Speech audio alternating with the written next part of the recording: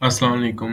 मेरा नाम मोहम्मद उमैर मुस्तफ़ा है, रोल नंबर 19-20-02 और ये मेरे चैप्टर नंबर 8 की प्रेज़ेंटेशन है और प्रेज़ेंटेशन का टॉपिक है वर्क प्लेस डाइवर्सिटी। इसमें हमारे पास वर्क प्लेस डाइवर्सिटी में 3 चीज़ें आ जाती हैं, जिसमें सबसे पहले हमारे पास आता है वर्क फ़ोर्स डाइवर्सिटी, सेकंड आता है source of work force diversity, third आता है managing the divorced work force. First of all हमारे पास जो वर्क फ़ोर्स डाइवर्सिटी आती है, इसमें हमने किसी भी डिफरेंस के बगैर हमने डिफरेंट एजेस के, डिफरेंट फंक्शनल स्पेसिफिटी के, डिफरेंट प्रोफेशन के, डिफरेंट सेक्स के, डिफरेंट ओरिएंटेशन के, different geographic orientation, lifestyle, texture, organisation और पोजीशन, ये वो सब कुछ छोड़ के हमने जस्ट सिंपली उन्हें उनके सिर्फ एज अ एम्प्लॉय रख के एज अ एम्प्लॉय ट्रीट करना होता है और एक प्रॉपर वर्क कल्चर बनाना होता है। इसमें हमारे पास जो डिफरेंट वेरिएशन और डिफरेंट कॉम्प्लेक्स हमारे पास जो वर्कर्स होते हैं, हम इन्हें 2 कैटेगरीज़ में मतलब करते हैं डिफाइन, जो कि हमारे पास एज़ अ इंडिविजुअल आते हैं और दूसरा हमारे पास जो होते हैं वो होते हैं ग्रुप्स। इसमें हमारे पास जो इफ़ेक्टिवली मैनेज्ड डाइवर्सिटी होती है, वो डिफरेंट एम्प्लॉइज़ के दरमियान डिफरेंट, अगर हम एक प्रॉपर उन्हें एक अच्छा माहौल देंगे, एक उन्हें प्रॉपर विदाउट एनी डिफरेंस के ट्रीट करेंगे, तो वो एक हमारे जो टीम वर्क है, उसमें काफ़ी प्रोडक्टिविटी आएगी। नेक्स्ट हमारे पास जो इसमें डिफरेंट किस्म के अफ़र्मेटिव इसके जो एक्शंस होंगे, डिफरेंट जो गवर्नमेंट प्रेशर लेवल पे, बिज़नेस पे जो प्रेशर्स होते हैं अपॉर्च्युनिटीज़ के, जो कि औरतों के रोल्स डिफरेंट कंपनीज़ में देने के लिए जो हमारे पास गवर्नमेंट की तरफ से प्रेशर होता है बिज़नेसेस पे, उन चीज़ों को भी इसी चीज़ में हम मैनेज कर सकते हैं और जो उसमें हमारी आउटग्रोथ होगी नेचुरल तौर पे, वो भी काफ़ी ज़्यादा हद तक बढ़ सकती है इससे। सेकंड हमारे पास आ जाता है source of work force diversity, जिस तरह के आजकल हमें सब पता है कि स्किन्स डाइवर इसमें जो बेसिकली मेन तौर पे मेन फ़ोकस होता है, वो होता है स्किन कलर और जेंडर पे।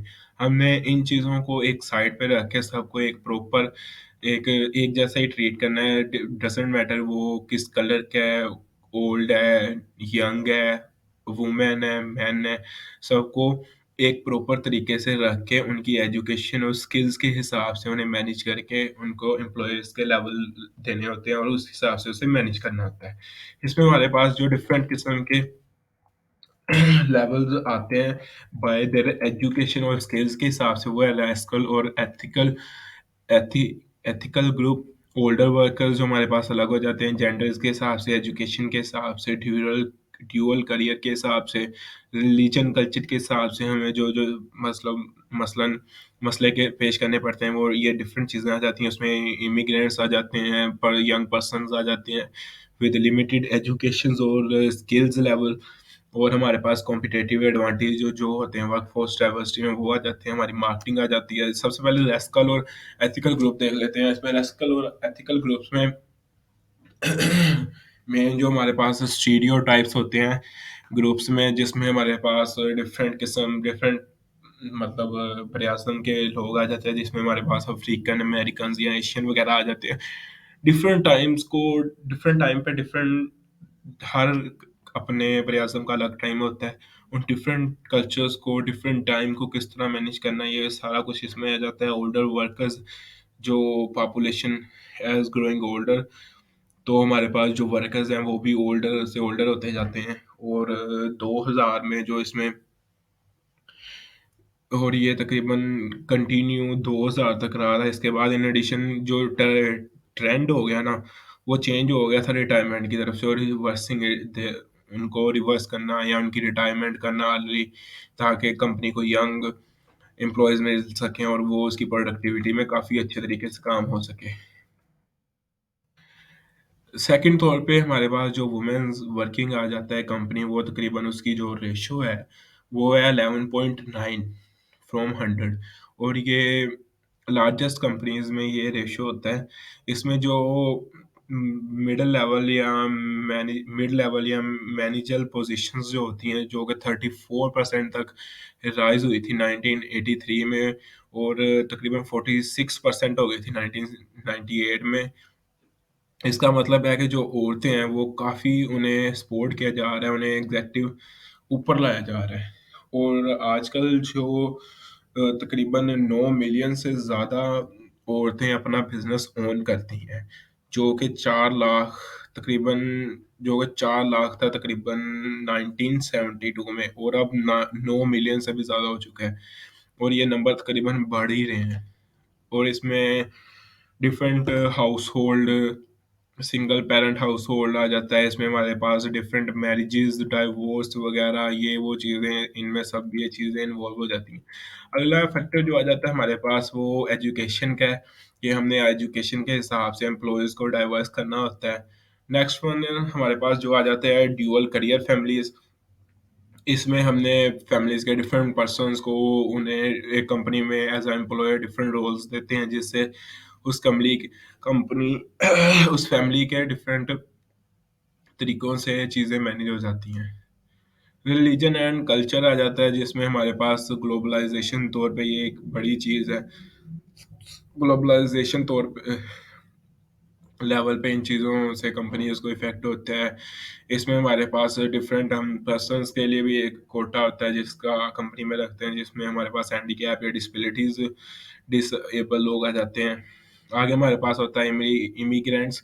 इमिग्रेंट्स बेसिकली वो लोग होते हैं जो दूसरी कंट्री से आए होते हैं, जो इमिग्रेट हुए होते हैं, जो कि हाईली स्किल्ड और एजुकेशन के लिए डिफरेंट जगह से आते हैं, और वो फिर आके आपकी कंपनी में काम करते हैं। आपको उनको भी उस हिसाब से मैनेज करना होता है। Young persons with limited education, तकरीबन हर साल हज़ारों जो यंग लोग होते हैं वो अनस्किल्ड की वजह से